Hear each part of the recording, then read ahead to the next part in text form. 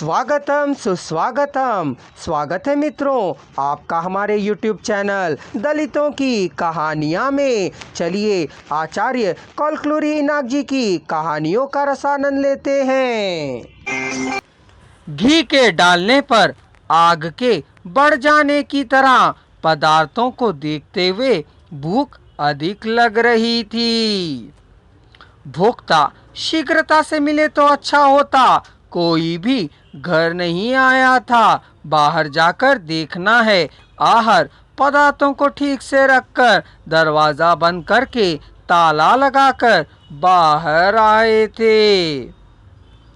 कोई भी भिखारी नहीं दिखा। इतनी देर हो जाने पर भिखमंगे भी गलियों सड़कों पर क्यों भला घूमते रहेंगे। गर्मी का मौसम था।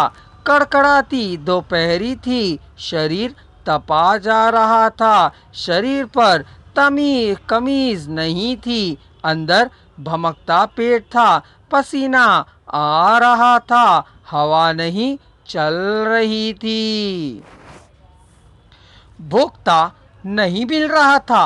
सब कुछ पकाकर तैयार कर भोक्ता के ना मिलने से पिता का पहले श्राद्ध कर्म के दिन पिता को निराहार रखने का दुर्भाग्य उन्हें प्राप्त होना चाहिए। सोच रामानुग्रह शास्त्री चिंताक्रांत हो रहे थे। उस चिंता में कुछ भाग उनके जान में या अनजान में थोड़ी बहुत उनकी भूख भी थी।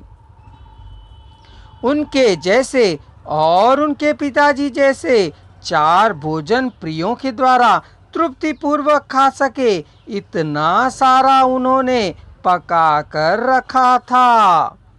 भोक्ता के तृप्ति पूर्वक खाकर चले जाने के बाद उन्हें तृप्ति पूर्वक खाया था। ना जाने कितना समय बीत चुका था तृप्ति पूर्वक भोजन करके। साधारण तौर पर भिखमंगे धर्मशाला में या रेलवे स्टेशन के प्लेटफॉर्म पर बैठे या सोते हुए दिखाई दे सकते हैं। पहले धर्मशाला को और बाद में वहीं सीधे रेलवे स्टेशन को जाने से भोक्ता मिल सकता है। शास्त्री जी पूर्ण वृद्ध थे।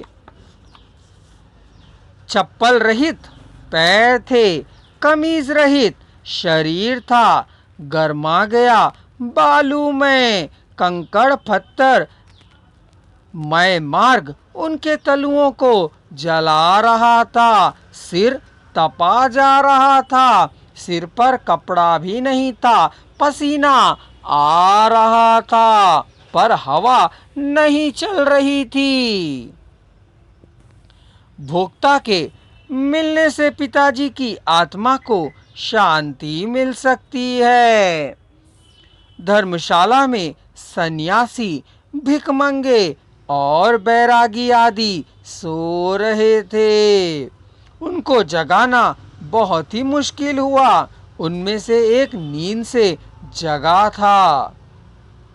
रुसरुसाते खींच के साथ उसने क्या चाहिए कह पूछा।